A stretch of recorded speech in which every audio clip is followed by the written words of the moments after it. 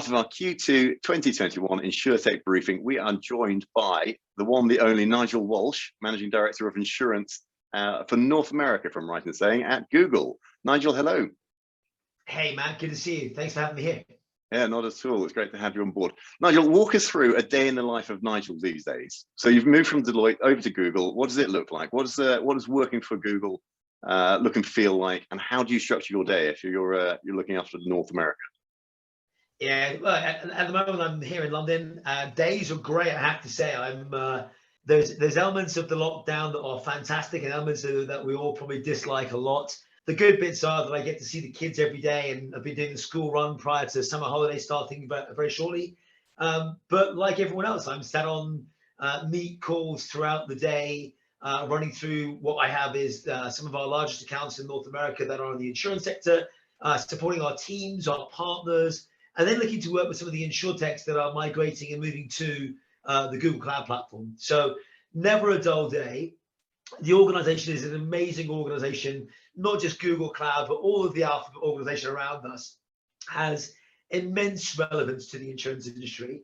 And by bringing all that together, I think we have an amazing opportunity to, we all talk about disruption and change, but I truly think we have an amazing opportunity to enable that for the insurers going forward. Sure. So that leads me on nicely, right? So we've been looking at the data over the last 3 months, and you're across this, right? So lo and behold, yet again, insurtech investment rising, another level, deals, numbers of deals rising. We've heard about all the IPOs, all the SPAC activity that's going on. Also, we've seen some really great stuff from Europe, right? So some of the European startups commanding multi-billion-dollar valuations. What's from your perspective? What have you seen over the last 3 months? What are you seeing over the next? Almost kind of what's the read from that we can take into the future? Well, I think if you think back when you and I first met, I'm going to say 5, maybe longer years ago. Yeah. It was all niche. It was all in the corner somewhere. It was going to spring up into an innovation team of 2 or 3 people, and it would maybe disrupt an industry or change an industry. Here we are 5, 6 years later after Insurtech and Sabine and everyone else and all the folks that Startup Bootcamp and all the different accelerators around the world, Plug and Play and many other cool places have now got to a really strong level of maturity. And we're moving on from the, hey, we have an idea, let's just go play with it in the corner, into the, actually, what if we rebuilt our business from the ground up? What would it look like if we took out our legacy technical debt, our legacy ways of working, re-looked at distribution and started to change all those things going forward? And to your point, I think it was a couple of weeks back we saw, Wejo with their reverse SPAC for 1.1 billion, bought by many with a huge raise. WeFox doing the same in Europe. I mean, there's some really great European startups doing things at scale. Then you just look last week and you look at what Bolt Tech did with Rob Scheimek and the team with their raise. We truly have arrived. And we've arrived where we've just parked everything up on the lawn and said, we're now ready to go, and we're ready to go at both pace and scale. And I think we always had pace. I was always worried, as many others were, would we ever really get to scale? And I think over the last 12 or 18 months, we've seen a lot of folks do that. We've seen some of our firm favorites like Flock here in the UK, partner with some great big organizations in the connected space. We've seen Jimmy and the team at Urban Jungle move different lines of business. We've seen the Lacquer team move. There is so much cool stuff going on. They only can happen from a strong, solid base, great entrepreneurs, great ambition, and the permission then to keep moving. And luckily, we've not been short of investment or money to go do that. So I think for the right businesses, we are seeing them open up to opportunity. We need to continue the pace and continue the scale to keep going after what's out there. But I think the market is ripe and is at that moment now for change. Yeah, couldn't agree more. And you mentioned it with the Flock guys around the partnerships that they've struck. And when we're working with our clients, that's the one kind of key accelerant. Or it's the proof point of being able to leapfrog the competition. And you talk about kind of the wholesale change within these organizations, and the certain attitude that has to be in place for that to be able to happen, and invariably from kind of C-suite down. For you guys at Google, are you seeing this kind of open innovation, this partnership model becoming more of an interest for the incumbents for the corporates, and are they looking at Google? You know, it's one thing talking about Insurtech, but it's another talking about a Goliath like Google. And we saw, obviously with Key, a great relationship and a fantastic output of that. Are you seeing more and more interest in that partnership model, and also in that partnership model for Google? I have to say, it's probably my most asked question is, Nigel, are you going to build a business in insurance? And I just have to reference exactly as you've done, what we've done with Brit and Key and the team in London have done. It's a partnership to enable something net new. You look at what we've done with Allianz Global Corporate and Munich Re with our cyber program, led by Monica and the team out in North America. Again, it's a partnership to get something done and change an industry. You look at what we're doing with USAA, and these are all public, right? They're all out there. They're great examples of how you can leverage the best of cloud from someone like Google and the capability, breadth, and distribution of the insurance organizations, bring those things together and enable change going further and faster as best we can. So I think there's a huge opportunity for partnership and less fear of, hey, we're going to enter a market.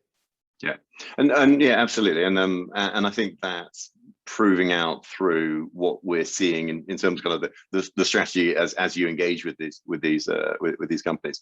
What do you say about because it's not every client that or every insurer that you're going to be chatting with that is up for such change, right? So I reference kind of this incrementalism versus innovation piece. And there's a lot of the market that's still moving along in this very kind of rapid transformation, but actually it's just digitizing their business and not any fundamental change. What are your thoughts and reflections in terms of what that will mean for those businesses? And do you think, just as we were chatting 5 years ago in a much less mature market, which has then kind of ripened, that we're going to see in 5 years' time a division between these guys, or are they going to pick up the pace? Are they going to try and buy themselves out of trouble? What's your kind of prediction for the market going forward? It's an interesting one because you can do really well through incrementalism. You can, if you go down to the 5% improvement year on year and take out costs, that's quite an acceptable approach if that's what the strategy is to go and do. If your objective is to reduce your core and fix your claims and do stuff around operations and service, you can do so in increments. Equally, you may only be allowed to do so in increments because the way you're measured is on a quarterly or otherwise basis. Therefore, you haven't got the opportunity for a big bet that says, I'm going to change an industry and I'm going to give myself a year, 2 or 3 years to make that happen. So I think we just need to be cognizant of the metrics and the incentives for change, number one. But the folks that are doing the 1, 2, 3% year on year, I would worry about more in 3 to 5 years and what they're up to, versus the folks that are saying, actually, we've got a good opportunity, let's embrace it and give it a go. Because the worst case scenario, if you go for 50% or 30% and you get halfway there, you're still way further ahead than if you're doing things at 1 or 2% year on year. So I've thoroughly enjoyed working with the folks that are truly looking to embrace big, broad change and have a go. But equally, the ones that are deploying what we'd refer to as, contact center AI or automation or ingestion through our Doc AI platforms and others, they're all still valid and worthy causes. I often think you have to do both. You have to do a top down and choose a part of the business that you're going to go change, and bottom up, because there's no point doing top down and then getting stuck with everything else. You generally have to balance those two things side by side. Love it. Last question, and it's not to do with Peloton, so I can't believe we're going to get through a whole conversation and not talk about bikes. You talked about it, not with this records. Trends for the next 6 months. What are we going to see over the next 6 months? So it's quite short term. Over the next 6 months, there's a lot of noise around, I don't know, whatever it is, from embedded over here through to more partnerships over there, through capital still being poured in. Thoughts, predictions, any vibes that you've got that you want to share? If you're talking 6 months, you've just mentioned all three. I mean, genuinely, there's no shortage of funds right now. People will want to return at some point.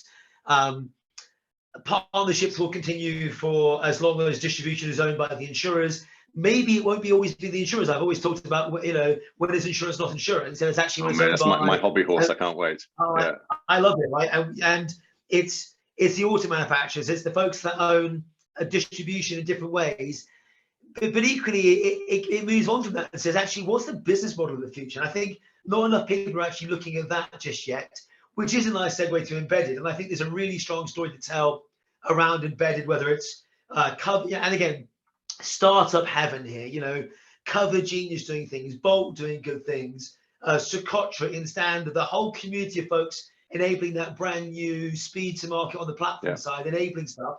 But then others like Chubb Studio doing an amazing job going, actually, we can plug into large distribution networks like Revolut to offer insurance products. So don't underestimate some of the folks that are out there making big change.